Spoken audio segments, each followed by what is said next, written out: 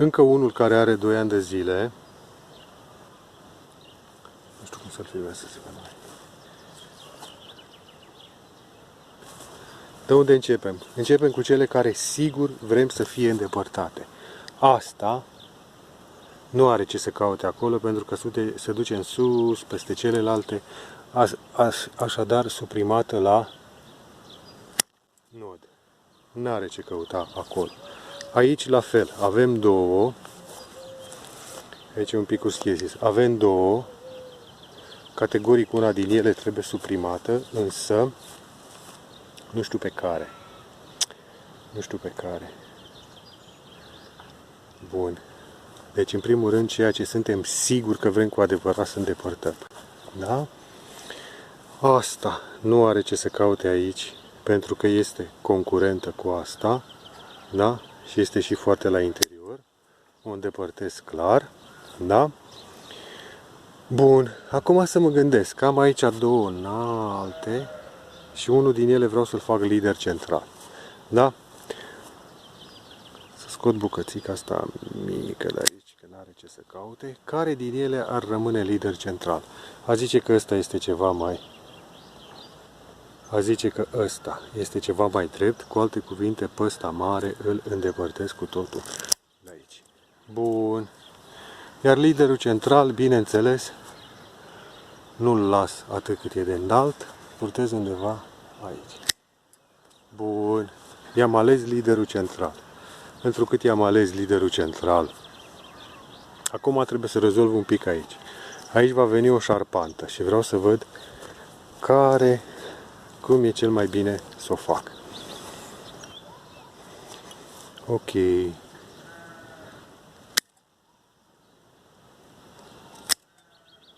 Iar aici încerc eu la un mugur exterior. La un mugur exterior. Bun. Deci aia de jos ar fi prima șarpantă. Aici are la un mugur exterior. Deci cele două de jos reprezintă prima șarpantă. Sunt cam jos. Nu știu dacă am făcut-o chiar bine. Dar o las. O las. Ce fac aici? Aici e o bucată cam de garnisită. Este o bucată cam de garnisită. Deci undeva a doua șarpantă ar fi în zona asta. Ia să văd eu ce e mai frumos de lăsat pentru a doua șarpantă. Ar fi, aș putea una, două și să o scot o mai pe asta mare de aici. Exact așa fac. O scop asta. Da? Și a doua șarpantă va veni formată din una, două, trei. Îl las și pe ăla că nu mă deranjează. Da? Îl las și pe ăla că nu mă deranjează. Bun.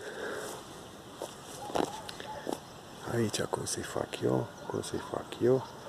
Cum să-i fac eu? Categoric astea nu-mi plac. Da? Alea nu-mi plac. Și le mai am pe astea două aici. Așa la prima vedere la scoate pe tot, dar rămâne o bucată cam de garnisită. Așa, dar tot o scot, că n-am încotro. Da. Deci, prima șarpantă. A doua șarpantă se va forma din astea trei. Da? Hai să o stimulez un pic la creștere, la mugur exterior. O stimulez și pe asta la creștere, doar un pic la mugur exterior. Da? Și ar fi să fie a treia șarpantă undeva aici, cam apropiată de cea de jos, dar deocamdată las așa, mai văd la anul. O stimulez la creștere, la mugur exterior, pardon, nu așa se face. O stimulez la creștere, la mugur exterior și pe asta. Asta o îndepărtez de tot, pentru că nu mai am nevoie aici de ea. Ok? Și liderul central, cred că tot îl mai scurtez un pic, tocmai aici. Bun.